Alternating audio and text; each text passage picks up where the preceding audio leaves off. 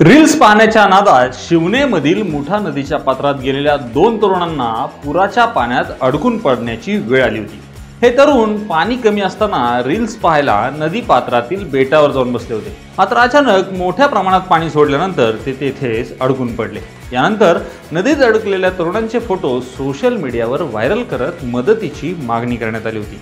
यानंतर Uttamnagar police station, Pune महानगरपालिकेचे अधिकारी आणि अग्निशमक दलाचे पथक दुपारी 4:30च्या सुमारास शिवनेमधील मुठा नदी पात्रातल्या घटनास्थळी दाखल झाले।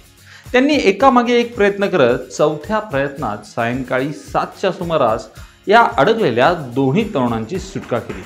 प्रकाश आंधळे आणि ऋषिकेश थिटे अशी या तरुणांची नावे असून त्यांना सुखरूप बाहेर काढल्यानंतर या ठिकाणी एकच जल्लोष पाहायला मिळाला।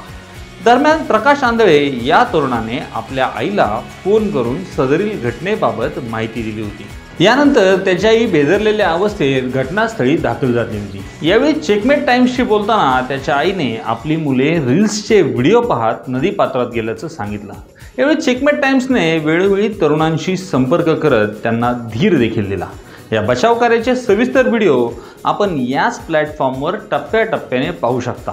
बघा बचाव कार्य पूर्ण झाल्यानंतर काय म्हणाले बचाव पथकातील समाविष्ट झालेले अधिकारी। वारजे क्षेत्रीय कार्यालयाला फोन आला होता। त्याच पद्धतीने आमचे जे सफाई सेवक आहेत त्यांच्याकडून कॉल आल्यानंतर आमची आपत्ती व्यवस्थापनकडून पण कॉल आला। आम्ही आमची पूर्ण यंत्रणा इथं पाठवली होती। आपत्ती व्यवस्थापनची टीम, अग्निशमनची टीम आणि अग्निशमनची टीम लगेच आली आणि रेस्क्यू ऑपरेशन चालू केलं।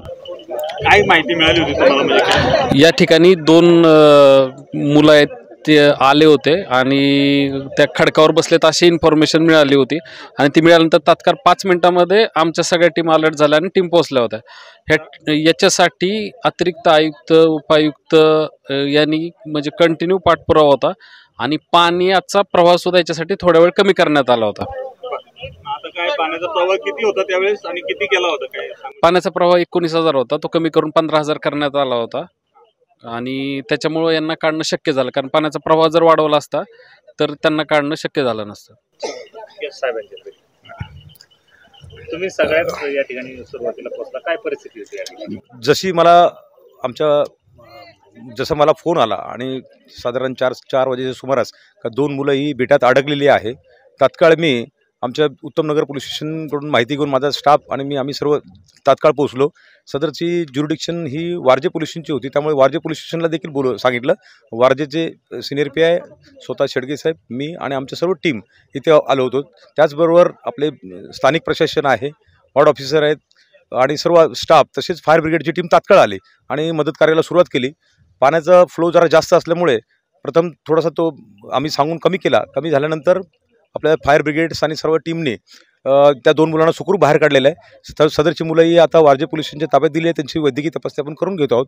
त्यासोबत डिझास्टर मॅनेजमेंट टीम आणि वारजे क्षेत्रीय कार्यालयाचे सगळे कर्मचारी हे एकाच वेळेस इथे आले। इथे अडचण अशी होती की पाण्याचा फ्लो एवढा जबरदस्त होता आणि ज्यावेळेस आम्ही बोट टाकण्याचा प्रयत्न केला तर खाली खडक असल्यामुळे आमची OBMची जी मोटर हे आहे व्हॅन ती चालू शकत नव्हती। अशा परिस्थितीमध्ये पाण्याच्या प्रवाहामध्ये रशी गुंडाळून एक माणूस जाऊन टप्प्याटप्प्यामध्ये जाऊन एक हे करून त्या दोघांना बाहेर काढलं। आता त्याच्यामध्ये अडचण अशी ते दोघे घाबरलेले असल्यामुळे आणखीन अडचण होती की ते स्वतः अलर्ट नव्हते, म्हणजे ऑलमोस्ट अनकॉन्शियस मूडमध्ये असल्यामुळे त्यांना त्या प्रवाहामधून खेचून बाहेर काढणं एक मोठं टास्क होतं। पण सगळ्यांचेच प्रयत्न एकत्र होते आणि सुदैवाने थोडंसं त्यांना आपण बाहेर काढू शकलो। सर, पाण्याचा प्रवाह जास्त असल्यामुळे बोट जी आहे ती चालत नव्हती। OBMला खाली खडक लागल्यामुळे आणि कपडा गुंडाळल्यामुळे OBM बंद पडलं, त्याच्यामुळे बोट चालत नव्हती।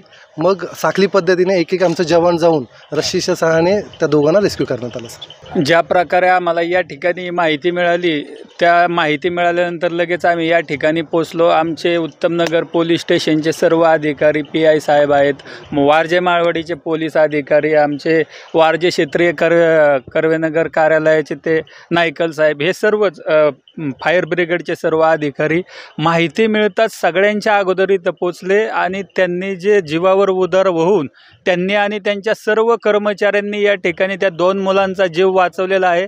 त्याबद्दल मी सगळ्याच नागरिकांच्या वतीने त्यांचं कौतुक करतो. आपण सगळ्यांनी खरं तर त्यांचं टाळ्या वाजवून स्वागत करायला पाहिजे. खरंच या अधिकारी आपल्यासाठी एक देवदूतच आहे असं म्हटलं तरी वावगं ठरणार नाही. नदीच्यासाठी काय सुरक्षा योजना केल्या पाहिजे? नदीच्यासाठी सुरक्षा आता तुम्ही पाहिलं असेल की PMCने त्या ठिकाणी खड्डाच खोदायला सुरुवात केली होती. मी त्या ठिकाणी साहेबांना सांगितलं, पण साहेब जेवढा खड्डा तुम्ही आतमध्ये खोदसाल पाणी वाढलं तर त्या बिल्डिंगच्या जवळ पाणी जाईल. त्यामुळं खड्डा खोदण्याऐवजी तुम्ही सुरक्षा वाल जर काही करता आली आपल्या भागाला जशी सिटीमध्ये आहे ते केलं तर या ठिकाणच्या नागरिकांना हा त्रास सहन करावा लागणार नाही आणि सुरक्षा वाल असल्यामुळे या भागामध्ये या नदीपात्रामध्ये कोणी येणार नाही.